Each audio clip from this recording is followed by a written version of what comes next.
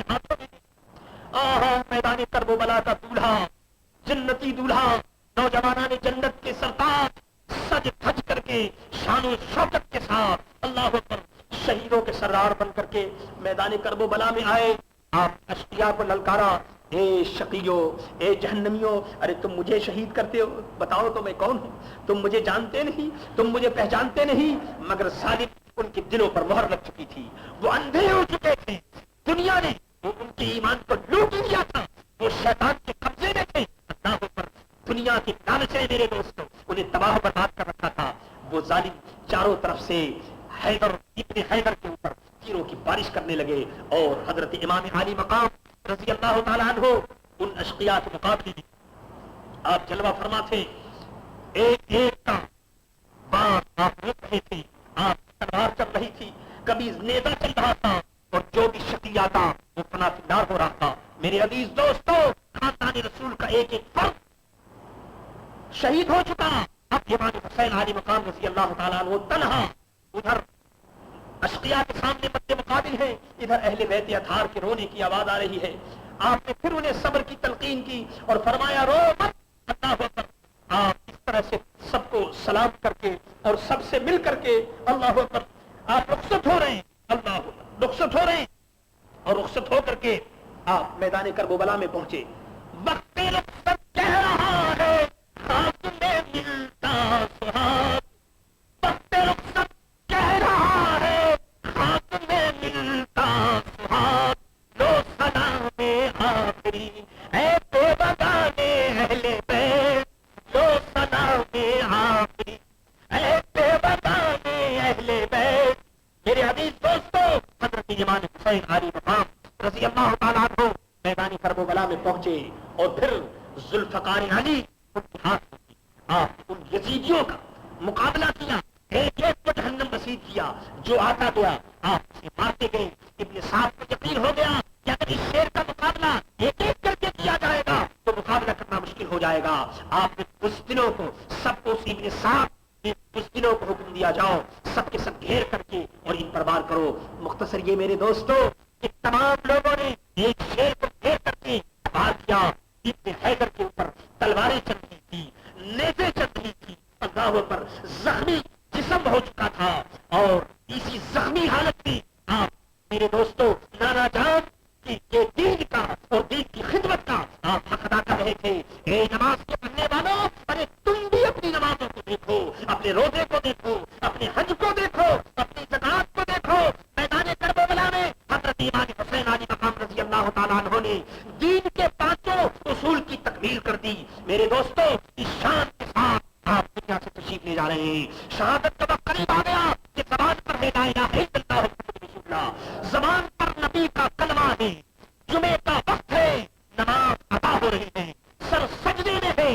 آپ میرے دوستو جب غش کھا کر گرے پریشانی کے عالم میں، 3 دن ہو گئے، بھوک اور پیاس کی وجہ سے چکر آ گیا، سر غش کھا کر کے زمین پر گرے. اللہ اکبر. لوگ پانی سے وضو کرتے ہیں، آپ کو وضو کرنے کے لیے آپ کا خون کافی تھا. آپ نے خونوں سے نہائے ہوئے، شہیدوں کے سردار خون سے وضو کیے ہوئے اپنے سر کو آپ نے اللہ کی بارگاہ میں رکھ دیا. زبان پر کلمہ، نبی کا نواسا. یہاں پر نماز بھی آپ ادا فرما رہے ہیں. میرے دوستو کلمہ زبان پر ہے، نماز بھی ادا ہو رہی ہے، اور روزے کا حال یہ 3 دن سے روزہ ہے. روزہ رکھنے والے میرے دوستو شام کو افطار کرتے ہیں، مگر یہاں افطار کا بھی سوال نہیں، یہاں پانی کا سوال نہیں. کلمہ زبان پر، نماز بھی ادا ہو رہی ہے، روزے کی حالت میں میرے دوستو روزہ بھی ہے، اور اس کے ساتھ ساتھ حج کرنے والے حج بیت اللہ کرتے ہیں. لیکن آج میدان کربلا میں اللہ تبارک و تعالیٰ میدان کربلا میں آپ یہاں موجود ہیں اور حج کر رہے ہیں. اور میرے عزیز دوستو لوگ زکات دیتے ہیں، آپ اپنی جانوں کی زکات اللہ کی بارگاہ میں پیش کر رہے ہیں. حضرت امام حسین علی مقام رضی اللہ تعالیٰ عنہ نے جان کی، مال کی، اور بوڑھے کی، نوجوانوں کی، دوستوں کی ایک ایک کی قربانی اللہ کے راستے میں آپ نے دے دی. آپ شہید ہو گئے. شہادت کا آپ نے ایک عظیم مرتبہ اور ایک عظیم مرتبہ پا لیا، اور اللہ کے فضل و کرم سے شہیدوں کے آپ سردار بن گئے.